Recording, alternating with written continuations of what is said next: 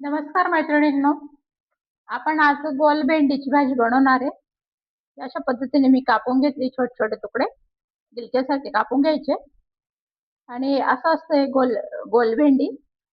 याला कोणी ढेमसं पण म्हणतं, गोल भेंडी पण म्हणतात त्याला. तर हे असे कापून घेतले मी, 250 ग्राम आहेत ते. आणि हे मी शेंगदाण्याची आणि लसूणची चटणी बनवून घेतलेली आहे.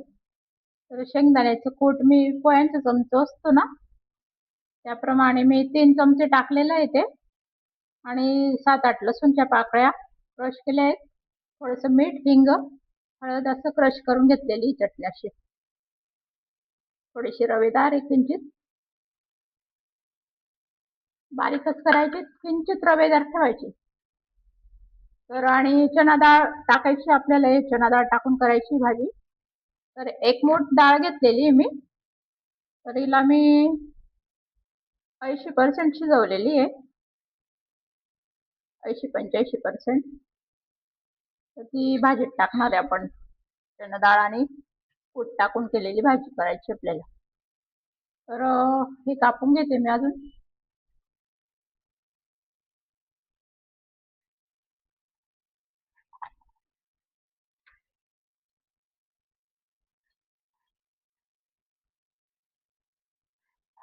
त्याच्यात जर बिया असल्या तर काढून टाकायच्या.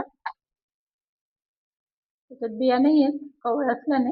पण असल्या तर काढून टाकायच्या, ते कडक लागतात.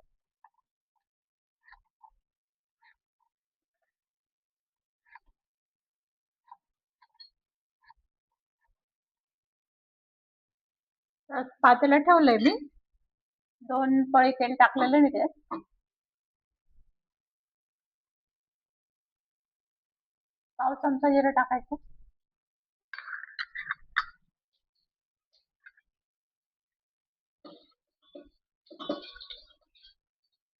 आणि चटणी तळून घ्यायची.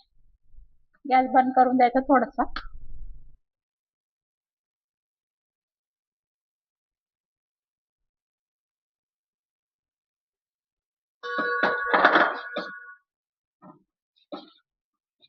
कुठची गरज लागली तर आपण आणखी नंतर टाकू.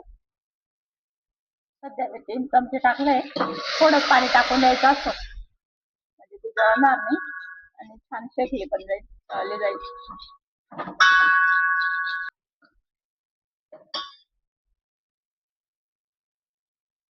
गॅसची फ्लेम कमीच राहू द्यायची.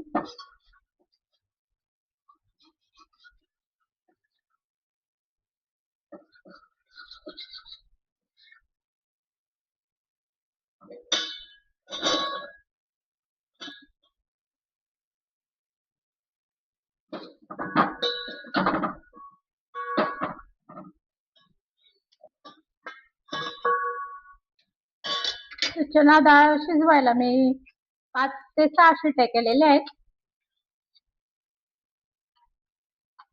80% शिजवायची तिला. ते कोणाच्या कुकरला कधी जास्त शिट्ट्या लागू शकतात, कमी लागू शकतात, त्यानुसार पाहायचं.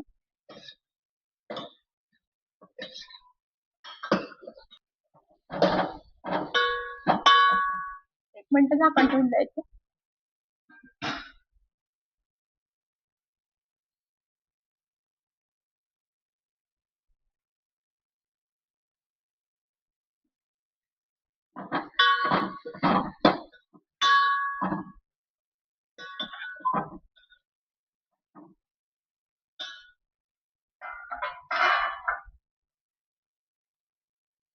डाळ टाकून द्यायची.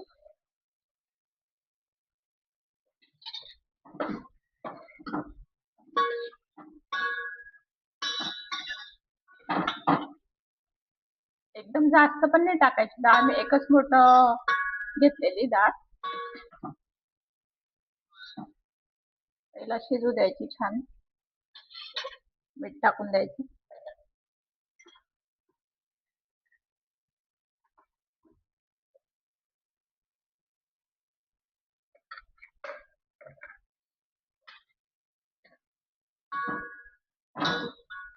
अशा पद्धतीने केलेली भाजी छान लागते.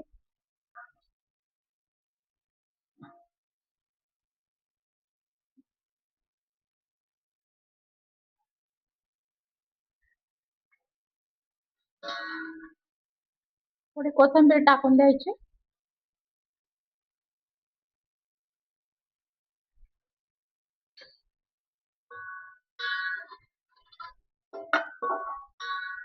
तर मैत्रिणींनो, आपली भाजी होत आली आहे. तर आणखी 2 चमचे कूट टाकले मी याच्यात शेंगदाण्याचं. तर एकूण 5 चमचे कूट लागले एवढ्या भाजीला. घट्ट झालेली ती छान व्यवस्थित झालेली. तुमच्या आवडीनुसार घट्ट पातळ बनवा. थोडी पातळ छान लागते ती.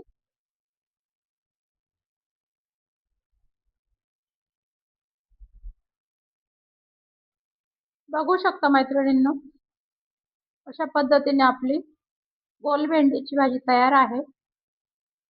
करून बघा, अशा पद्धतीने छान लागते.